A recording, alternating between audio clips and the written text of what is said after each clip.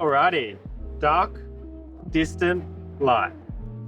Oh, that Not quite as dramatic I as saw the it Sabre. pop out the back there. Dark, distant light. Wow, it's pretty dark. It is I dark. don't think you can see any light through that, Tom. Have a go. Maybe a dark, distant light. If you really look hard. This is, of course, trophy-winning Imperial Stout we've been making for years. So for those of you that have been with us for some time, you would know our Imperial Stouts. We're really getting known for this style. It's our 2022 Imperial Stout, aged in first use gospel whiskey barrels. So first use meaning it's come straight from the distillery. It's still got lots of spirit in the wood and in the bottom of the barrel. Started at 8% ABV, now at 11.7% ABV after Wow. that time in wood. It is smooth and silky, so that alcohol really doesn't present in the beer. It's so easy drinking for a beer of that strength. It's quite phenomenal. I liken it to Obsidian Velvet. It's Wow. thought I'd hold that one. I Just get love you- that. Yeah, that's fresh. I love that. content for you.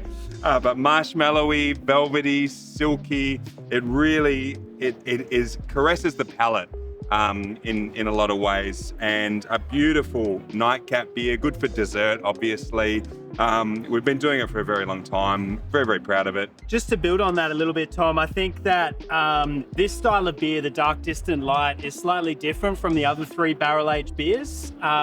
What you're experiencing with this beer is less of that acidity, less of that funk, and more of a true expression of oak being introduced into the beer as I guess an ingredient, a fifth ingredient.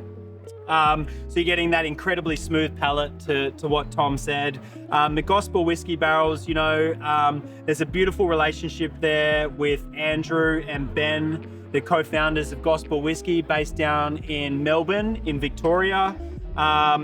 They're making some of the best rye whiskey in the world. They just recently were awarded second best whiskey in the entire planet, which is pretty remarkable. We're very fortunate to be working with those guys. Beautiful notes of vanilla, creme caramel, and then you've got a little bit of that toast and char coming through on the palate. It's a relatively light drinking 11.7% stout. Deceptive. Yeah, what's Deceptive. Going on? What's going on with that? And I say, confused. brewing team know what they're doing. Yeah.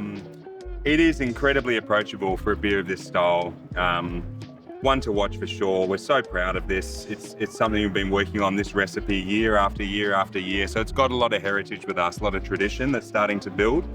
And yeah, just couldn't be prouder of how this one's turned out.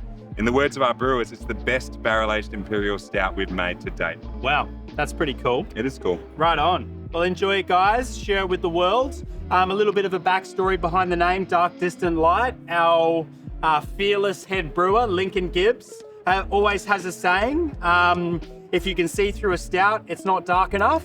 So Dark Distant Light is here. It is I guess, a bit of a summary of Lincoln's approach to stouts. Beautiful beer, slightly different from the four in the range.